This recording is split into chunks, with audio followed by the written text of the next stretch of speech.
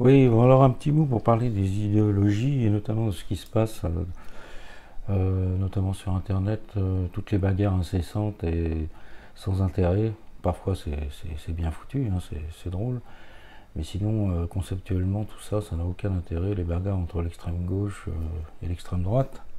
Hein, vous savez que moi je suis pour une réconciliation des contraires entre l'extrême droite et l'extrême gauche, qui est pour moi la seule façon de faire exploser le système.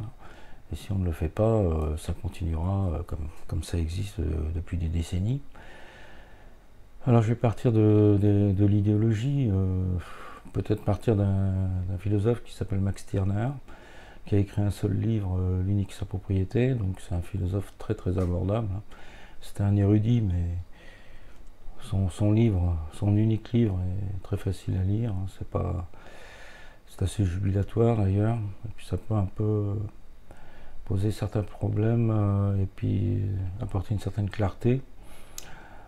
Bon, donc alors qu'est-ce qu'on a aujourd'hui en France? On a deux idéologies qui se font face à face, hein, l'idéologie de gauche, hein, qui est incarnée par des valeurs, la République, la solidarité, le vivre ensemble, la citoyenneté, le socialisme, le communisme, l'écologisme, etc.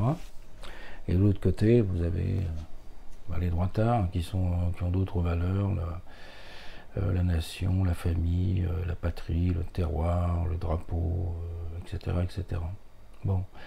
Alors pour Stirner, hein, qui a écrit son livre donc en 1844, toutes ces choses-là, c'est des fantômes, c'est-à-dire des choses qui n'existent pas. Hein. On pourrait dire que Stirner est un nominaliste, hein, dans le sens où au Moyen Âge, les gens se demandaient si les choses abstraites, les idées, les choses qui servaient à représenter les qualités des choses concrètes, la qualité des objets, des personnes, les idées avaient une vraie réalité ou pas. Hein. Donc, le premier qui a considéré que les idées avaient une véritable substance, c'est Platon. Et il pensait que les idées étaient de vraies réalités, hein, qui existaient autant que les corps et qui avaient une véritable substance, une véritable existence. Donc ça, bon, alors les gens qui pensaient comme ça au Moyen-Âge, c'est ce qu'on appelait les réalistes. Et les gens qui pensaient le contraire, c'est-à-dire que les idées n'étaient que des abstractions totales, qui servaient simplement à une meilleure compréhension entre les gens, c'était des mots qui servaient à qualifier des phénomènes. Cela s'appelait les nominalistes. Hein. C'est-à-dire que pour un nominaliste, un homme que je vois, hein, qui existe devant moi, un homme, ça existe, c'est concret. Mais les hommes ou l'homme, ça n'existe pas. C'est une abstraction. Et les abstractions n'existent pas. Donc on peut dire que Stirner, lui, était un nominaliste. Hein, il considère que toutes les abstractions sont des errements. Hein. Donc, pour en revenir à nos droitards et à nos gauchistes, tout ce dont il parle, ce sont des choses qui n'existent pas. Hein. Ça n'existe pas. Le vivre ensemble, le drapeau, les valeurs républicaines, le terroir, la famille, la citoyenneté, l'écologisme, toutes ces choses-là, ce sont des fantômes. Voilà. C'est ce que Stirner dit. Et Stirner dit la seule chose qui existe, la seule, bah, c'est moi. Alors il le met avec un grand thème, ça veut dire c'est moi, c'est toi. Voilà. Ce sont les gens concrets qui existent. Et donc la seule chose à faire, c'est de vivre pour soi. C'est ce qu'on appelle l'égoïsme. Ce que Stirner revendique tout à fait. Il parle d'égoïsme. Voilà, de même que le lion est fait pour tuer les gazelles, l'homme il est fait pour accaparer ce qu'il peut accaparer en fonction de ses qualités naturelles. Il y a des gens qui pourront accaparer le monde entier, hein, s'ils sont capables, et d'autres qui accapareront très peu. Hein. En tout cas, les gens doivent chercher simplement à prendre, hein, c'est ce qu'ils appellent la propriété, prendre ce que leurs qualités naturelles leur permettent de prendre. Hein. Alors, par exemple, vous avez vous avez la célèbre rencontre entre Diogène et Alexandre. Alors vous avez Alexandre, c'est le conquérant du monde qui a tout accaparé.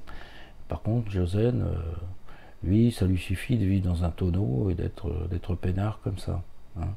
Alors donc, ce sont deux êtres humains qui ont des désirs et des désirs de puissance, hein, qui sont différents, hein, mais qui sont tout aussi acceptables l'un que l'autre.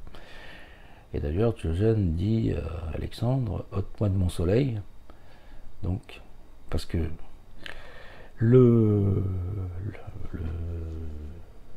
la théorie de Stirner, donc, c'est la guerre de tous contre tous, hein, puisque chacun est égoïste, chacun veut accaparer, donc c'est la réalité naturelle, quoi. C'est la guerre de tous contre tous. Et quand vous avez un tout petit, entre guillemets, comme Diogène, qui vit dans un tonneau et qui met un tout grand comme Alexandre qui s'amène et qui lui cache le soleil, eh ben le petit, il veut virer le grand. Il fait agir son égoïsme. Voilà. Enfin, ça, c'est moi qui parle de ça. Hein. Stirner n'en parle pas. Stirner nous dit, nous sommes tous parfaits. Eh oui, nous sommes tous parfaits. Parce que nous avons tous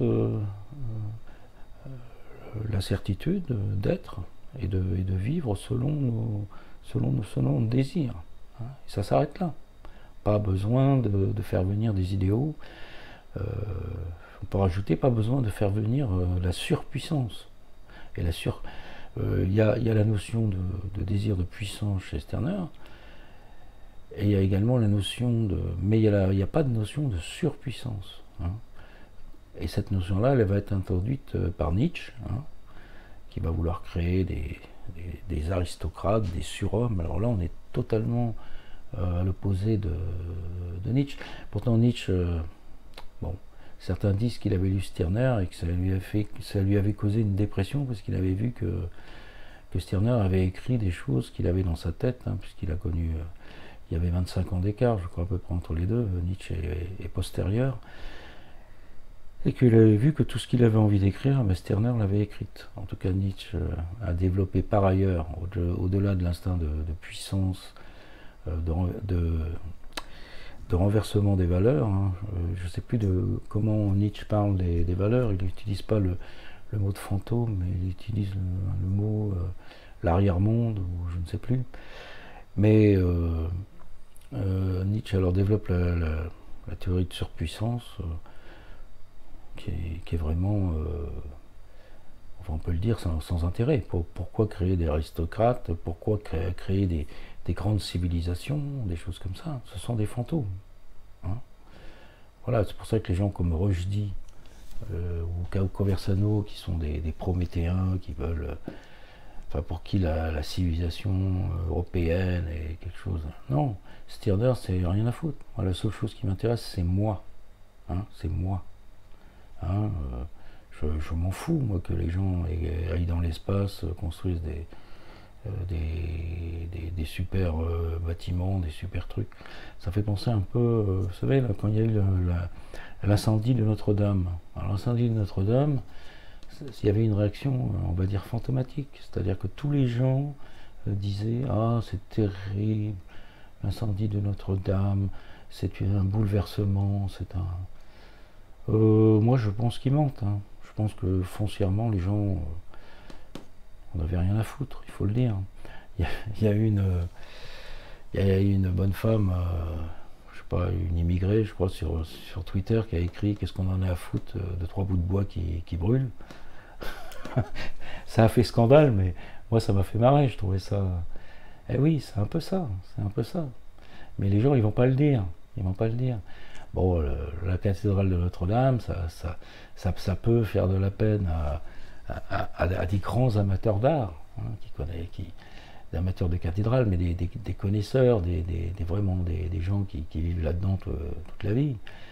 Ça peut éventuellement aussi faire de la peine à des grands croyants, des gens, hein, peut-être les habitués du coin qui allaient à Notre-Dame.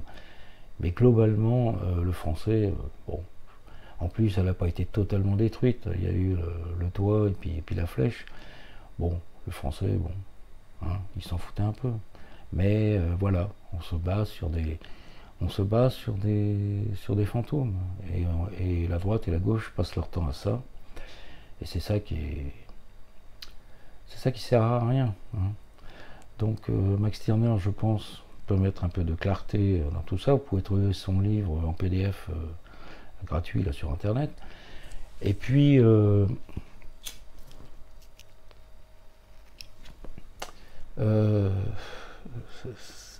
ça permettra de comprendre une chose, c'est que l'idéologie, c'est ce qui tue c'est ce qui tue les possibilités de changement. Alors moi, je vais vous dire une chose, par exemple, moi je suis pour la rémigration. Hein, mais je ne suis pas pour la rémigration pour la France, pour la civilisation, pour une certaine idée pour des valeurs. Hein. Je ne suis pas pour ça, pour ces fantômes. Je suis pour la rémigration pour moi, c'est tout. Parce que moi, j'aimerais bien me promener tranquillement, pas avoir la peur quand je vais dans certains quartiers, ne pas être emmerdé par un voisin noir ou arabe qui fait du bruit, etc. etc. Voilà, c'est pour moi, c'est pour des choses toutes simples. Voilà. Et je n'ai pas d'autre volonté, c'est tout. Hein. Et je cherche la meilleure façon d'y arriver à ça. Donc c'est pour ça que je m'exprime, c'est pour ça que je fais des vidéos, c'est mon but. Mon but, c'est d'essayer que les gens ils fassent cette alliance que je promeus entre Zemmour et Mélenchon, qui est pour moi la seule solution pour obtenir la rémigration. Voilà. Alors pourquoi cette alliance est la seule solution? Parce que aujourd'hui, avec ces batailles incessantes entre l'extrême droite et l'extrême gauche, on est dans le diviser pour régner. Hein. Pendant que l'extrême droite et l'extrême gauche se tapent dessus, ce qu'il y a au centre, ce qu'il y a entre les deux, c'est ce qu'on appelle le système. Ça va du Parti communiste au RN. Ce système est peinard. Il est peinard. Hein. Il n'y a pas de problème. Hein. Regardez en ce moment. Ils peuvent faire des tas d'élections, des choses comme ça, ça ne change rien, ça change absolument rien. Donc, et s'ils mettent, quel que soit le Premier ministre qui sera mis, ça ne changera rien, ça ne fera pas avancer les choses. Donc, il faut réfléchir à ça, et il faut partir des individus. Hein. L'individu, c'est ce qui est central, pour Stirner, comme pour moi, et comme pour vous. C'est ce qui est central, c'est moi qui est central. Donc partez des moi des individus et vous comprendrez peut-être les choses différemment. Par exemple que Reconquête, ça sert à rien. LFI, ça sert à rien. Zemmour, c'est une totalité. Il a quelques bénévoles, c'est-à-dire des gens qui n'attendent rien. Qui peuvent le suivre hein, par plaisir, par égoïsme d'aimer Zemmour pour le suivre. Mélenchon c'est pareil, hein. Il a quelques bénévoles autour de lui. Voilà. Et avec ça, vous faites une coalition, vous pouvez faire un gouvernement. Hein. Zemmour, Mélenchon, et vous ajoutez des gens, vous ajoutez des gens qui ne sont pas dans l'idéologie. Et vous pouvez faire quelque chose à ce moment-là. Hein. Zemmour s'occupe de la rémigration, Mélenchon s'occupe de la pauvreté, etc., etc. Voilà, comme ça on peut faire quelque chose. Hein. Et puis vous pouvez ajouter des tas de personnalités, indépendamment des partis auxquels ils appartiennent. Moi je ne sais pas, il y a des... si vous voulez, c'est pas t'es dans mon parti donc t'es avec moi. Mais non, je veux dire, Mélenchon pour moi a une très grande valeur. Tous les autres, là, comment ils s'appellent, Quatennens, Guiraud, Thomas Porte, enfin tous ces abrutis, ils n'ont rien à faire, quoi. Ils dégagent. Bon, vous avez Même Daniel Obono est plutôt sympathique, Clémentine Autain est pas mal, Raquel Garrido est pas mal. Par contre, Corbière est un abruti fini. Du côté de Zemmour, bah, vous avez trouvé Jean Messia. Jean Messia est un type formidable. Bon, bah, le reste, hein, bon, bah, un maréchal s'est cassé, c'est tant mieux. Le reste, je vous dis, il faut des bénévoles, des gens comme ça. Pas besoin de.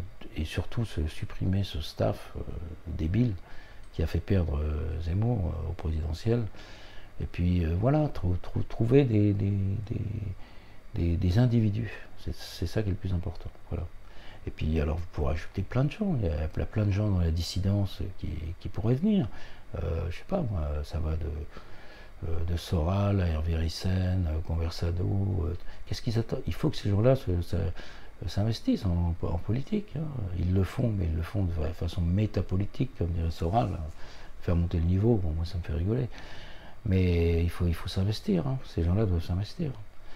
Mais il faut faire la primauté de l'individu sur l'idéologie, parce que sinon on tourne en rond. Et oui, ben regardez par exemple ce qui s'est passé en Italie. Les Français ils donnent des leçons à tout le monde, mais regardez l'Italie. L'Italie, ils ont quand même eu Berlusconi, Salvini et comment s'appelle-t-elle, Meloni. En France, on a eu Sarkozy, comment il s'appelle, Hollande et Macron. On n'a pas de quoi être fier. On n'a vraiment pas de quoi être fier. Berlusconi, c'était un type assez extraordinaire. Il était représentatif de l'italien, charmeur. Il était formidable, Berlusconi. Il n'était pas à l'extrême droite. Il était une sorte de droite classique, mais une vraie droite, quoi. Qui n'avait pas peur de dire les choses. Pas comme ces connards comme Wauquiez ou des gens comme ça. Ensuite, qu'est-ce qui s'est passé? Il y a eu une alliance entre l'extrême droite italienne et puis le mouvement 5 étoiles. Hein. C'est ce dont je parle. Hein.